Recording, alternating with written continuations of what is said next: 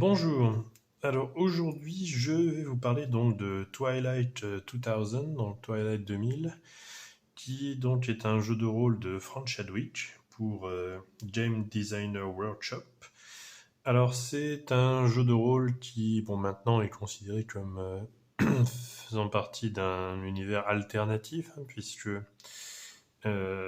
ça se déroule en l'an 2000 où une guerre nucléaire, enfin à la fois nucléaire et conventionnelle, s'est engagée entre l'Union soviétique et les États-Unis et l'Union et l'Europe à partir de 1995.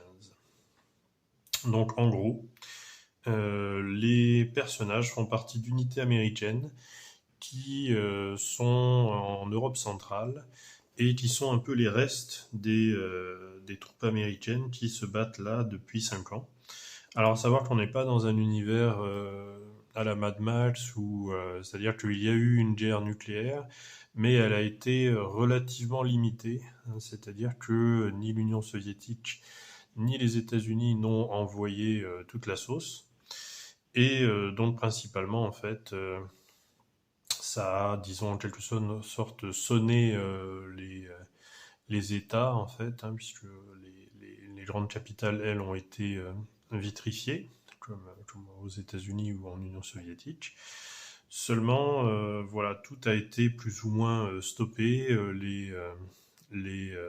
Disons, voilà, la guerre nucléaire totale n'a pas eu lieu. Donc là, on est un peu dans du semi-post-apocalyptique, hein, puisque l'apocalypse n'a pas vraiment été non plus complète.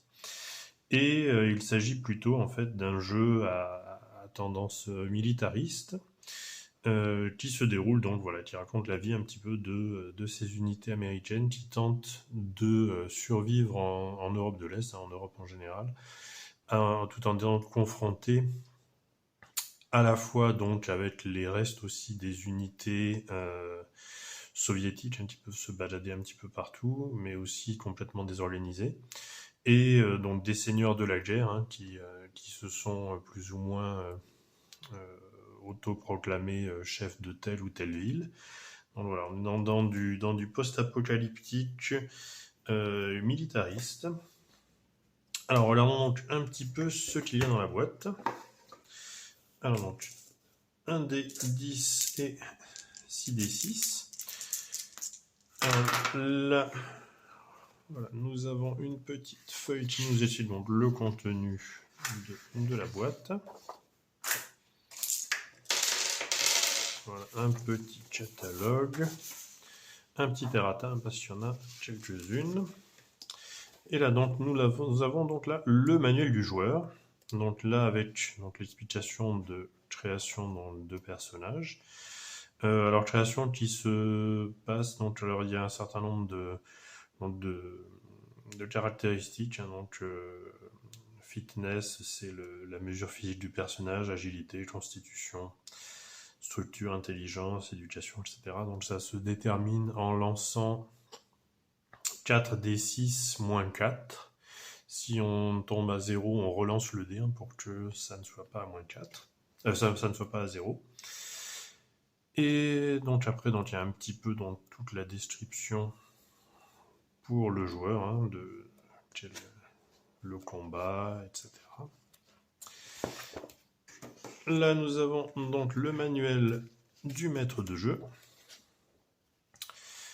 Alors donc là, avec un petit peu plus en profondeur, en fait, l'utilisation des compétences. Donc il y en a un certain nombre, c'est assez costaud au niveau des règles pour l'utilisation de tout ce qui est matériel technique, militaire, etc. Puisque le jeu est vraiment axé là-dessus. Et après, donc on a un peu, alors ça se passe au début, les joueurs sont une unité survivante qui est en Pologne, hein, donc il y a une petite description de ce qui s'est passé en Pologne et aussi un petit peu donc des dernières années en fait, enfin des 5 années de guerre et ce que ça a pu donner. Alors, hop, là il y a pas mal de choses. Donc là, nous avons, alors le jeu, bon je dirais pas que il est facile, hein, puisque c'est un peu une époque où enfin, on y allait au niveau de la création des personnages. Donc là, on a une feuille de personnages, de création de personnages, hein, qui, bon, c'est utile, hein, parce que justement, il y a pas mal de choses à faire, donc avec donc, toutes les opérations mathématiques à faire pour la création du personnage. Donc bon, ça aide, hein, ça va un peu plus rapidement. Après, donc, nous avons donc la vraie feuille de personnage. Là, nous avons des feuilles de véhicules. Là, nous avons donc un petit résumé pour les joueurs des compétences. Et après, donc là, la liste des prix, hein, de choses qu'on peut trouver. La liste des équipements. Ça, c'est à la fois pour les joueurs et pour le maître de jeu. Donc, évidemment, c'est équipement militaire. Les tables de référence pour le maître de jeu. Donc là aussi, on est dans du costaud. Donc ceux qui aiment les tables, bah, il y en a.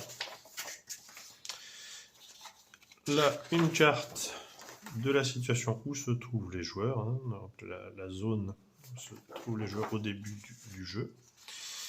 Et là, nous avons donc, un petit résumé de l'aventure avec donc, quelques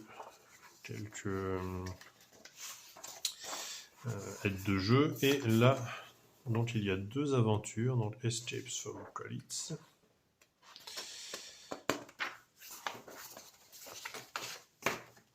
Et bon, bah, pour finir, nous avons bah là, si on veut écrire à Game Designer Workshop et puis leur petit catalogue. Voilà, donc ça vous donne un petit peu une idée de ce qu'était ce jeu, hein, qui est toujours pas mal pratiqué aux États-Unis. Et donc voilà, c'est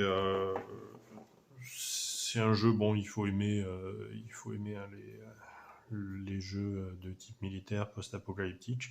Personnellement, c'est pas mon favori, hein. Je préfère un jeu qui s'appelle Moro Project, dont je ferai une vidéo bientôt. Voilà pour ce qui est donc de Twilight 2000. À bientôt.